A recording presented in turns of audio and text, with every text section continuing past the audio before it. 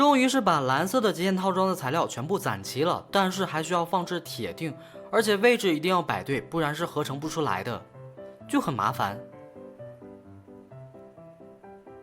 现在2种极限套装呢都已经制作完成了，彩虹色的极限套装耐久更高，但是蓝色的有更多的附魔，所以说他们2个哪一个更加的厉害呢？就需要一位仁兄来帮忙了，放出一只霸王龙。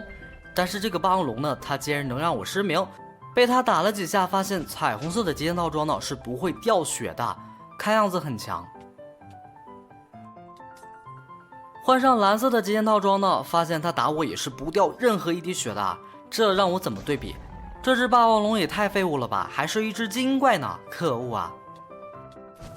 既然他不能帮助我解除我的困惑，我就只好把它解决掉了。虽然说有1000多滴血，但是在我的面前也是无济于事的，哈！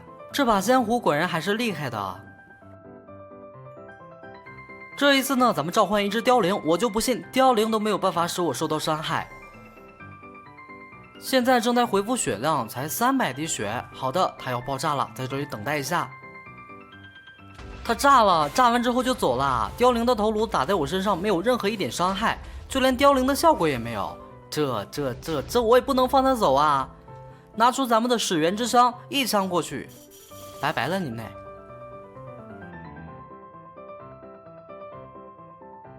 为了对比他们2个，陈阳呢特地上百科查了一下，但是只有蓝色的极限套装的属性。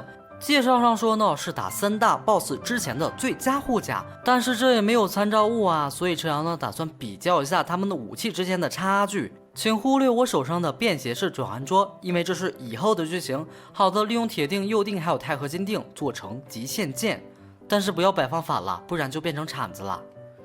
彩虹色的极限剑呢是非常好做的，用木棍就可以做成。然后还有咱们的 X 光剑，之前陈阳说呢这把剑很强，但是真的没有这2个极限剑强，任何一把都比不上。毕竟它的伤害只有19点，只不过耐久高了一点点。而蓝色的极限剑呢则有46.25的伤害，还有多种附魔，就是耐久呢有一点低。而彩虹色的极限剑呢则有64点的伤害，耐久呢也是高达了5万多。所以大家觉得哪一把极限剑会更加的强呢？好吧，那么本期的视频呢就到此为止了，喜欢学伴点关注吧，我是陈阳，咱们下期再见喽，咩。